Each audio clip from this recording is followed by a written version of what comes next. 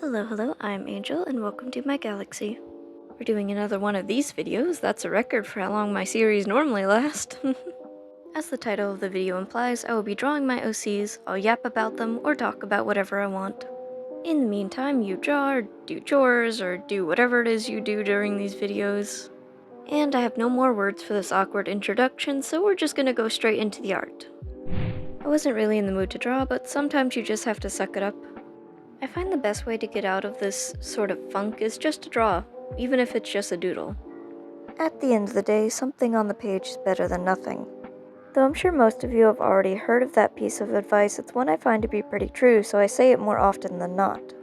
That and the advice draw outside of your comfort zone, which I probably say more than the other one now that I'm thinking about it. Anyways, as for the drawing, it's no shock that it's an OC of mine. The bird cat in front is Abigail, and the one-eyed thing in the mirror is also Abigail because confusing.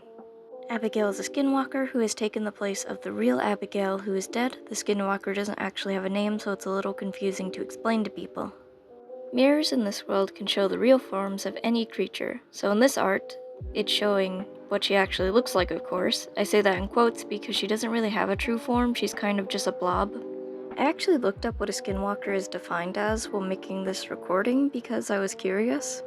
Apparently it's actually a witch who commonly changes into a wolf, coyote, bear, or owl by using an aminal hide.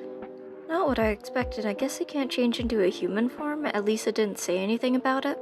The more you know. I guess I may just call her a shapeshifter from now on because she technically doesn't fit the skinwalker definition as well as I thought. Either way, I've rambled on way too long, so here it is done, let's move on. Here we have a big circle, then we add other shapes to said circle to make it into something else. That's what I hear when I listen to people try to explain art stuff to me. It just goes out one ear. That is not the right saying. In one ear, out the other ear. As for what I'm drawing, it's my siren OC named James, in a fishbowl. I know I've seen someone, maybe even several people draw something similar, but it's been so long that I wouldn't be able to name anyone for the life of me. What I do know is that fish bowls are not actually good for fish. I don't know who cares, but I figured it would be worth mentioning to those who don't know. Basically, they don't have good filtration, little swimming room, low oxygen levels, temperature instability, and their round shape can stress out fish due to disorientating their view. It's a shame fish bowls aren't actually good for fish because they are quite cute. I didn't know that until later on myself, so I suppose that's proof enough to always do research before getting any kind of pet. Don't worry though, James is okay because a fishbowl isn't in his lore. It was just for the sake of a cute drawing. Though thinking about it, maybe he would rather be in a fishbowl than deal with what I actually have lined up for him. Speaking of James, for some reason I keep wanting to say they them instead of he him. It's weird. I'm sure I'm not the only one who has experienced that before. You just keep calling your OC the wrong gender for no reason, seemingly. Sometimes if it's bad enough, I do just straight up change the character's gender, more as a last resort than anything. Though as I said, it's more of a last resort, so most of the time I do just end up adjusting to the pronouns. This speed paint talk went all over the place in topics, but we are at the end now.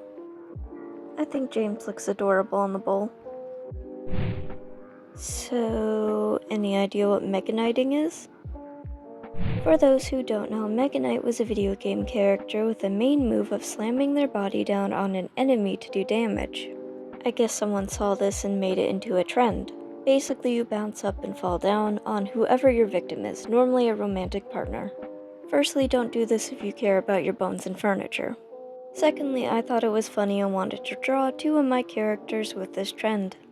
I decided on my characters Charlotte and William. I mentioned in my last OC art video that I wasn't sure if I would ship these two, but I'm too far gone to take it back now.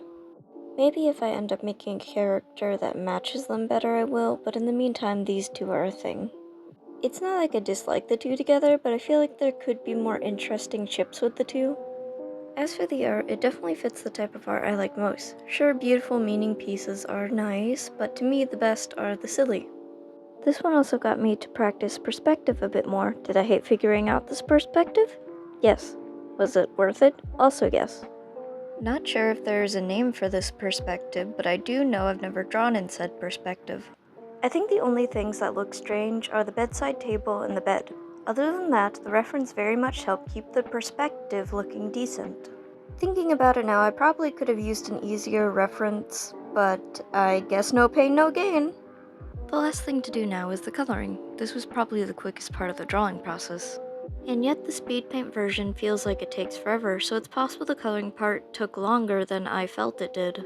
Strange how that happens sometimes. You sit down for what feels like a few minutes and the next thing you know, an hour has passed. Drawing stuff like this normally takes me about an hour, which I suppose compared to some isn't so bad. I've heard of some people taking hours, even days to draw something. I can't imagine all that for one drawing, but to be fair, my style is more simplistic. Most people I see that spend so long drawing tend to have more complex art styles. Anyways, I threw on some basic shading at the end of the drawing. I had originally intended to just leave it as flat colors, but I made a last-second choice to add some shading, specifically lighting from the window. This next one also features Abigail from the beginning, though less spooky vibes. I already said Abigail was in this one, but it also features her husband Ben. Well, correction, her stolen husband. I'm still working on the details of their story, mostly if I want Ben to be responsible for the original Abigail's death or not. Either way, he will be in deep denial for a while. That being said, this drawing doesn't have much to do with their lore. It was kinda just a one-off drawing because they both have wings. I suppose there is some symbolism with Abigail being upside down and Ben right side up, but other than that, it's just a doodle for the sake of doodling. Heck, I don't even know if this is original Abigail or Shapeshifter Abigail. I really need to get a name so I can more easily differentiate who is who when doing these videos. Anywho, this drawing I was putting off longer than I want to admit. It just wasn't looking how I wanted. But then I remembered some wise words. Trust the process, so I pushed forward to complete it. I thought I didn't like the end result, but the more I looked at it, the more I ended up liking it. Well, other than Ben, I feel he needs a better design. Add that to the checklist of outdated character stuff to redesign. That was a joke, but honestly, a list of OC stuff to work on isn't a bad idea. I have many OCs, and sometimes keeping track of them is hard. This is especially true for characters that need a fresh coat of paint. Sometimes I just simply forget that I wanted to update something on them. For scale, I have 40 OCs, and the number is only getting bigger as the days go on. I have so many characters because I'm filling out a fantasy world in mine. There's 10 different countries, which each need a cast of characters. So far, the average is 4 characters in each country, give or take some. I don't mind though, as I quite enjoy having a lot of OCs, and I believe I've mentioned that on my channel before.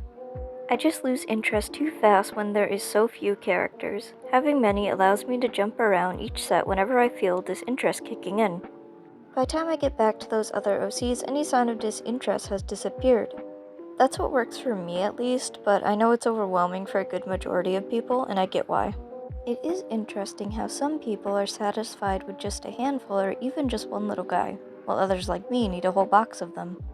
Anyways, I have nowhere else to go with this ramble, so I'm just going to not so subtly change topics. The hardest part of recording is finding the time to do so and figuring out how to smoothly guide through a one-sided conversation. We are almost finished with the line art and will begin the coloring in just a moment. I had a lot of fun coloring, specifically the lighting we see at the end, but I did end up speeding this up a lot. It was fun, but not sit and watch for 2 minutes fun. And I am definitely not running out of things to say. Definitely not. Couldn't be me. I have so much to say to random people on the internet. I'm still learning the whole video thing, so it's a bit hard to figure out how long specific videos should be. I find I don't have enough time or I have too much time. I can go back and edit it, but that means reorganizing the voice records back into place.